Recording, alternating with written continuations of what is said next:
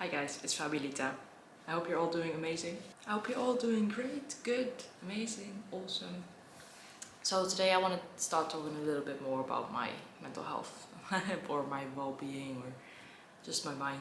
My mind is quite a complicated thing. It's taken me 23 years and I'm still figuring it out.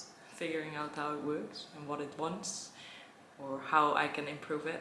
So as long as I can remember, because obviously a lot of memories from childhood are interpretations of yourself at that time. So everything that I remember might have been actually different in reality as well.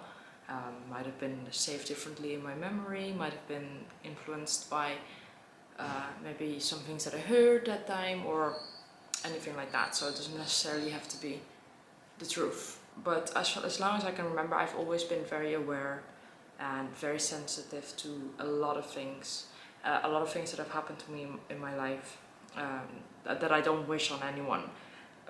I've always, kind of gone through them head on and recovered from them head on, and even though it took a long time to recover from some of the things, there's always been a conscious process to go through things and recover from things and actually move on as well. I mean, I'm definitely not perfect at it, and a lot of the things I do believe the way that I have processed them or the way that I have moved on from them actually are the reason why I have some of my struggles until today. Because I mean, in the end, I didn't really get the professional help that I needed at that time or previously in my life. It's only now that I'm actually going to start seeing a psychologist and I'm seeing a psychiatrist and everything like that.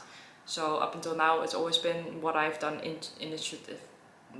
what I've done, what I thought was a good thing to do mentally, and honestly only with the only tools that I have. Because in the end, mental health is a set of tools. You learn to deal with things in a certain way, and if that is something that you have learned from childhood or because you have been raised a certain way or because that's what you've seen when you were growing up, then that's the tools that you have been handed. And obviously for every person, the toolbox is a bit different because everyone is different, they experience things differently. So what I've noticed is that the toolbox that I had wasn't necessarily the best toolbox, but it was something that I had put together for myself, and that's how I recovered from things, or that's how I moved on from things. And it's only now that I would say the last maybe 1.5 year, maybe nearly 2 years now, that I've actually started to be more conscious about the way that I move on from things and the way that I process things. And that's it also depends on how you talk about things or how you think about things, that is how it eventually is going to get stored into your brain, basically, because that's our brain is just a big memory file and it has different sections, and it depends on where you put something, that's how it's going to influence your thoughts from then on. So it's always a very disorganized. It's always been very disorganized for me. So for example, if I would go through something when I was little in school, then that would be on my mind for a very long time and I would be constantly trying to process it, but I never really gave it the right place. I did process it in the end, but it didn't necessarily get stored in the right place, which then would affect me later on as well. So something that would have happened to me when I was 4 years old maybe, and then half a year later I could think about it again and it could still bother me. So in that sense, I have always been very aware about things and conscious about things, but just the way that I didn't have the tools basically to put them in the right place and to make sure that those things are being filed correctly. Because that's the thing, if you go through a trauma or if you go through something that is just not a good experience, then it can come back, and it can come back in different shapes and forms. It doesn't always have to be a memory. It's not that if you've gone through trauma that then in 12 years time you're going to be thinking about that trauma over and over. Of course it can still pop into your head, but what happens to me is that it actually shows in different things. So in the way that I react to things, or in the way that I feel when people behave a certain way. So it's not necessarily like, okay, I'm watching a film and now I'm thinking about it, and that's going to make me feel sad for the rest of the week. That does happen too, but it's more about everyday things. When I go to a shop and there's a situation happening, and then something in my brain connects that to something that has happened to me before, and that's why it feels so much more heavy.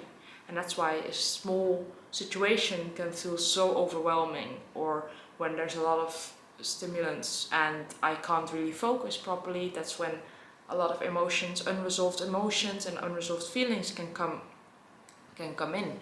Because what I've experienced now is that I'm basically having to focus on my thoughts 24/7, because as soon as I don't focus on my thoughts, or as soon as I let my thoughts go a little bit, that's when the obsessive negative thoughts come. So I can go into the rabbit hole and just not come out of it for a long time.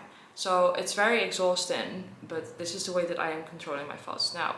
And this is something that I've developed over the years. But obviously, ideally, you would just be able to focus on whatever you're doing, and then, because you have less things that are unresolved. Another thing that I really had as a child, I wouldn't say that I was bullied. I mean, there was a few kids that sometimes made fun of me, but I was never really bullied. But I didn't feel like I fit in. I always was more attached to the grown-ups, not necessarily the children. And I remember when I was very little, I didn't want to hang out with girls. I only wanted to hang out with boys. So I never really felt like I had my own space, somewhere that I belonged. And this is something that I have also carried on over the years. I don't necessarily know where it comes from, but I carried it on over the years, and I still had it up until that I moved to the city where I am living now. I feel more like I belong here. I feel more like I can. This is probably why I am now getting more conscious about everything, because I am somewhere where I feel at home. That doesn't necessarily mean that I wasn't at my place, that I didn't belong where I was before.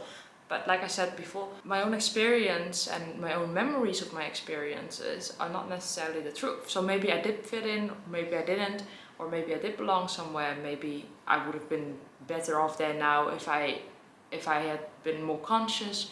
I don't know, but it has just been a little bit of a puzzle that I'm trying to figure out, and only now I feel at my place, so now I can focus on other things. Because that's the thing, it's very important to be in your zone, basically, to be comfortable, to be able to look inside yourself. Because if you're uncomfortable, you're constantly focusing on the outside world, and there's not really any time to focus on you. Another thing that I really had since I was young is physical pains. I always had something, headaches, tummy aches, nosebleeds, all those kind of things.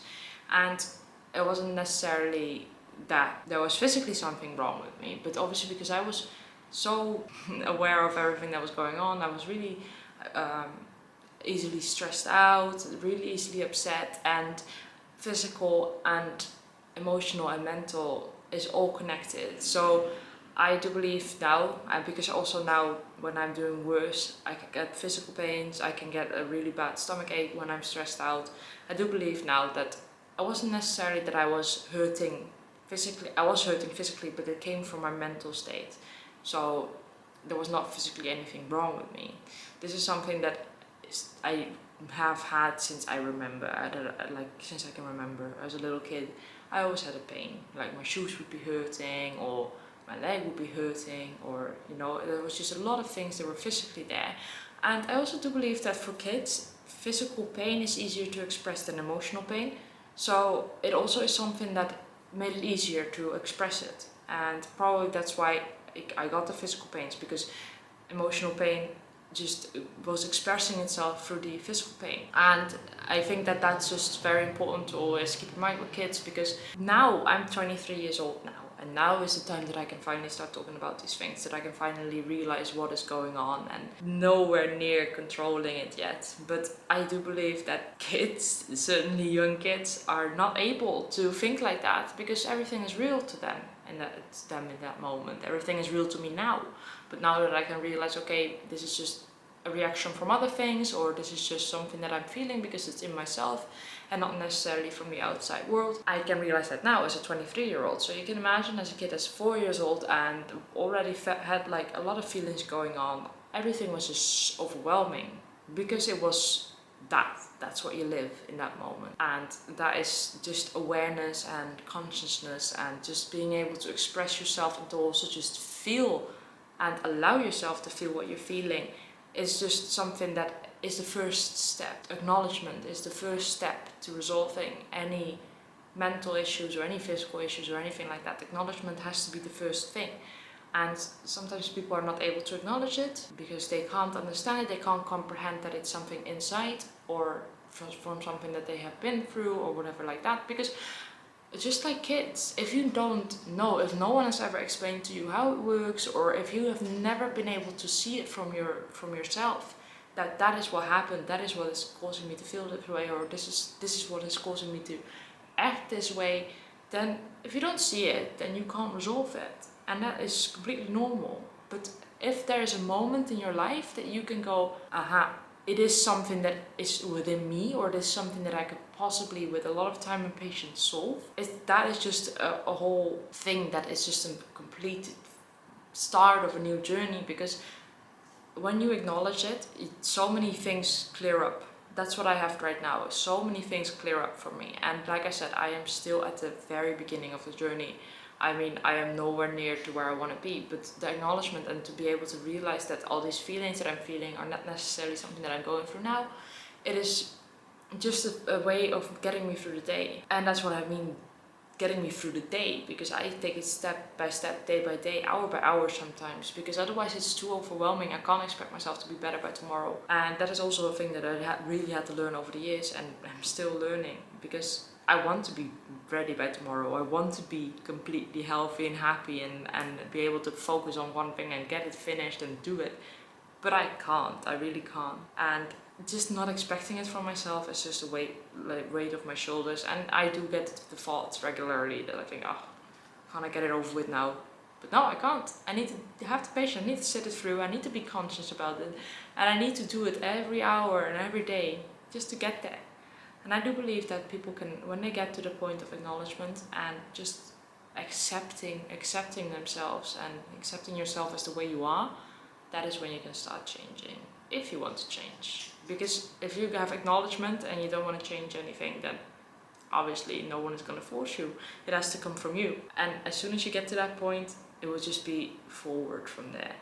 With a lot of hills and a lot of mountains and a lot of deep ends that you're gonna go through, but it is forward, because that way you can be conscious about what you're gonna do and asking the help and just getting on with it. So this is gonna be the second video that I'm posting about this, and I have decided that this is just the best thing that I can talk about, because it's what I'm going through right now. I am having this experience right now myself of the journey that I'm on and I'm starting and finishing. And I would love to share this with people, because I believe that if I can't help people with it, at least I can have some people feel, hey, I'm not alone, because we're not. We're really not. You're not feeling them on your own. There is people out there that are feeling them, and if that feeling is what I'm feeling and you can just recognize yourself in it, then that is already something that I have been able to share, and I'm getting there, you know. I am really doing it baby steps, and we will see how I get on, and I will definitely be sharing it, because it is something that I'm doing, it is something that I'm good at, because it's my own journey, and we're not alone. So that was today's video. I hope you have a lovely evening, day, week, whatever, whenever you're watching this. Definitely, if you like this video, or if you love this video, give it a like. If you want to see more, if you want to join me on this journey, subscribe to the videos. If you think that anyone in your surroundings might have any help in listening to this, into my rambling, give it a good share. And if you have anything to say, please do so in the comments.